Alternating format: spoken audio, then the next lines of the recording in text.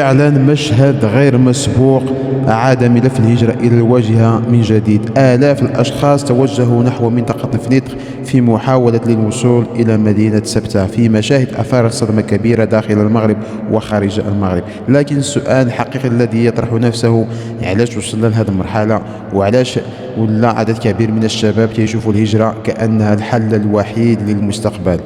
في أواخر شهر يوليو شهدت المنطقة الحدودية مع سبتة موجة كبيرة في محاولات العبور الجماعي. السلطات المغربية تحدثت عن حوالي 40 ألف عابر، بينما تحدثت السلطات الإسبانية عن أكثر من 70 ألف. والأخطر من ذلك أن الأحداث خلفت ضحايا ومفقودين، فيما أعلنت هيئة الحقوقية المغربية لاحقا ارتفاع عدد الوفيات المعلنة إلى 14، مع استمرار مطالب عائلات بالكشف عن مصير أبنائها الذين فقدوا الاتصال بهم منذ تلك الأحداث.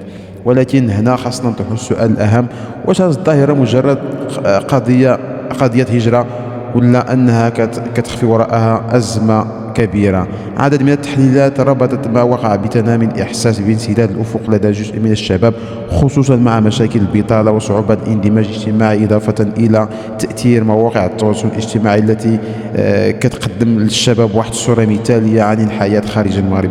وفي المقابل السلطات المغربية تعاملت مع محاولة العبور باعتبارها هجرة غير نظامية وخطرا على سلامة الأشخاص، خصوصا بعدما انتشرت عبر مواقع التواصل الاجتماعي دعوات للعبور الجماعي جديدة في 15 أغسطس الماضي. وفعلا في ذلك اليوم تم إحباط محاولة جديدة قرب سبتة، وأعلنت السلطات المغربية توقيف 111 مهاجرا، بينهم 109 من دول إفريقيا ومغربيان.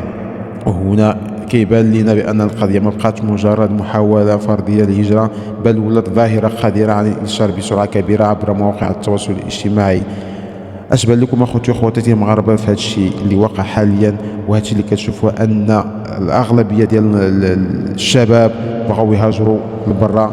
السؤال اللي كيتطرح: واش فعلا فرص الشغل ما كايناش في المغرب، ولا ان السميك او الحد الادنى للاجور قليل في حق هاد الشباب اللي كيمشيو يغامروا بحياتهم باش يمشيو لبرا؟